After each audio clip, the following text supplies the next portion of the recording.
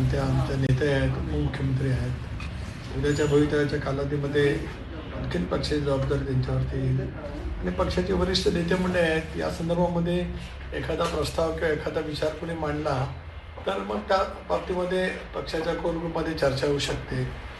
आणि मी वारंवार स्पष्ट केलं की ज्यावेळेला एखाद्या आघाडीमध्ये एखाद्या नवीन काही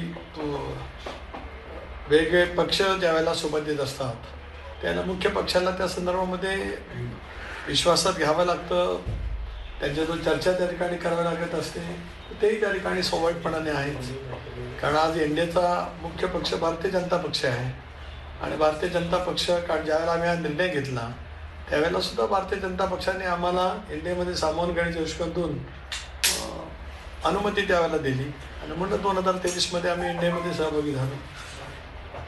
आता शशिकांत शिंदे यांनी जे आर्टिकल लिहिलंय त्याच्यामध्ये त्यांनी असं म्हटलंय की पक्षाची धुरा ही अजित पवार यांच्याकडे देणार होते असं त्यांनी म्हटलेलं आहे आणि तीच धुरा आता सुनेत्रा वहिनींकडे जाईल.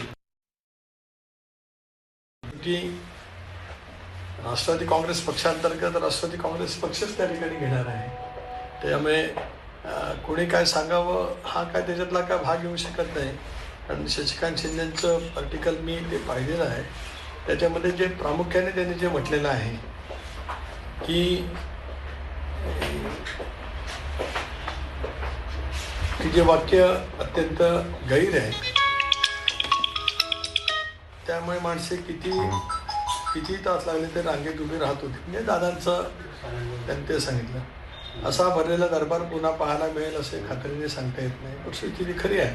कारण दादांचं संबंध राजकीय आयुष्य ही जनतेच्या प्रचंड परिस्थितीमध्येच वेगवेगळे प्रश्न सोडवण्यासाठी सातत्याने गेले 40 वर्ष समर्पित भावनेने केलं.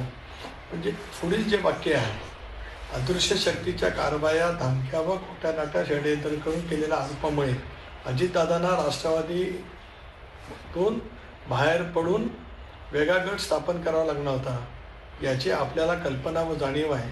परंतु झालेली चूक पुन्हा दुरुस्त करायची अशा विचाराने दादा मागील 4-5 महिन्यापासून कामाला लागले होते. याला माझं खूप ऑब्जेक्शन या ठिकाणी आहे.